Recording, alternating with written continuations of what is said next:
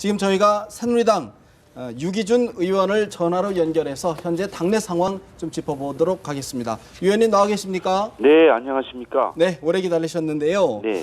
사실 오늘 이제 새누리당에서 총선 공약 개발 본부를 출범하면서 사실상 선거 체제에 시동을 거는 모습인데 어떤 의미로 저희들이 좀 봐야 될까요? 네, 이제 4월 13일이 총선 일자로 정해져 있는데 오늘로부터 한 99일 정도 남아 있습니다. 예. 뭐 이전보다 일정이 많이 늦어져 있는 그런 상황인데 이제 총선에서 어떤 것을 공약으로 내세우고 국민들께서 볼 때 어느 당을 그럼 차기에 그 다수당으로 또 어느 당 소속 의원을 에 투표를 할 것인가를 정하는 그런 작업이 이제 시작이 돼야 된다고 봅니다.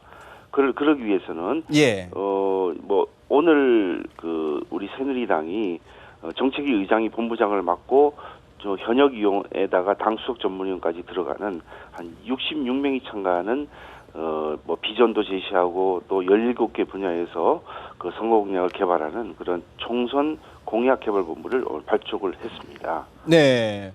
사실 지금 정치권에선 관심이 김무성 대표가 이른바 국회 선진화법을 좀 이렇게 돌파할 수 있는 180석 확보하겠다 이렇게 말씀을 하세요. 어떻게 전망하십니까?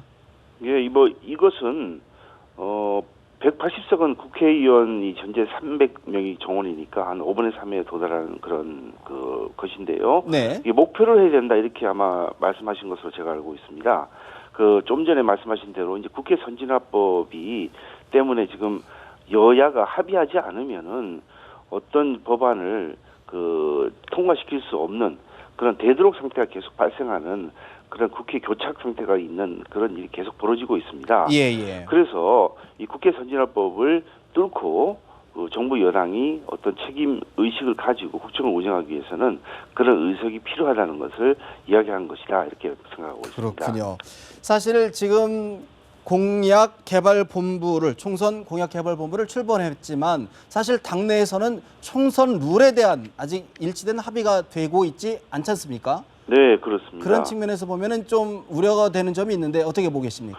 네, 공천 특위가 지금 구성이 돼서 모여서 이렇게 회의를 하고 있는데 이 공천 관련된 룰을 정하는 것으로 되어 있습니다. 예. 근데 이전의 예를 보면은 지금 뭐 총선이 99일 정도 남아 있고 또 총선 전 90일 전까지는 공천관리위원회를 구성하도록 우리 당원 당규에 정하고 있습니다. 예. 그러면 지금까지 의논을 해서 이 공천 룰 특별위원회에서 그 공천 룰을 정하지 못하는 경우라고 한다면은 이전에는 그 특별위원회를 구성을 해서 그렇게 한 적이 없을 뿐만 아니라 예. 이런 부분에 대해서는 뭐 예를 들어 컷오프라든지 결선 투표라든지 아니면 우선 추천 지역 제도라든지 이런 것들은 전부 다 공천관리위원회에서 정하고 그에 따라서 지역 실정에 맞춰서 공천을 했었거든요. 예. 그러면 이제야말로 룰 특별위원회에서 그게 안 된다고 한다면은 이제 공천관리위원회를 구성을 해서 거기서 본격적인 그런 공천 관련 네. 논의를 하는 것이 맞다고 보고 있습니다. 또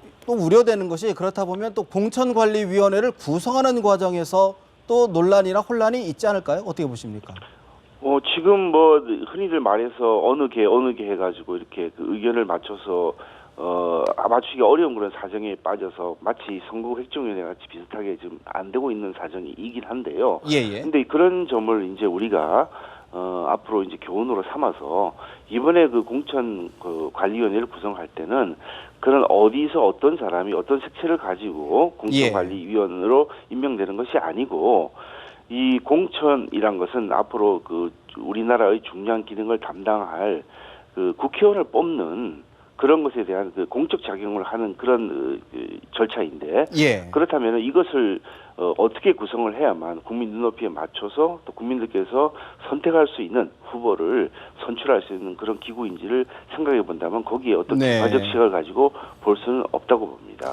공공의 어떤 책임의식을 가지고 하면 문제를 해결할 수 있다 이런 말씀이시네요. 그렇습니다. 네네. 근데 또 사실 지금 위원님께서는 이제 좀 전까지 해양수산부 장관을 역임을 하셨는데 네. 지금 여당 내에서 신인 가산점 문제가 논란이 되고 있어요. 사실 뭐 장차관 출신 또 청와대 참모들을 신인으로 볼 것이냐 말 것이냐 논란이 분분한데 어떤 입장이십니까? 예, 이건 이미 말씀을 드렸습니다마는 그 장차관 출신이라든지 청와대 참모 출신이라 하더라도 뭐 물론 지명도는 좀 높을 수 있습니다. 일반 정치 신인들에 비해서. 그러나 역시 선거에 출마한 경험이 없고 정치에 참여한 경험이 없기 때문에 그 정치 신인으로 분류할 수밖에 없다고 보고 있거든요. 예. 이게 단순히 신인이라는 표현을 쓴 게 아니고 정치에 있어서의 신이란 그런 뜻이기 때문에 정치는 어차피 이분들 입장에서 처음 해보는 것이라서 역시 정치 신으로 보고 그에 맞춰서 우리 당이 만일에 이런 그 정치 신에 대한 가산점을 주게 되는 경우라고 한다면은 저는 가산점을 줘야 된다 이렇게 보고 있습니다. 명쾌하게 말씀을 해주시네요. 오늘 말씀 여기까지 듣겠습니다. 말씀 네. 고맙습니다. 네, 감사합니다. 네, 지금까지 새누리당 유기준 의원과 전화로 이야기 나눠봤습니다.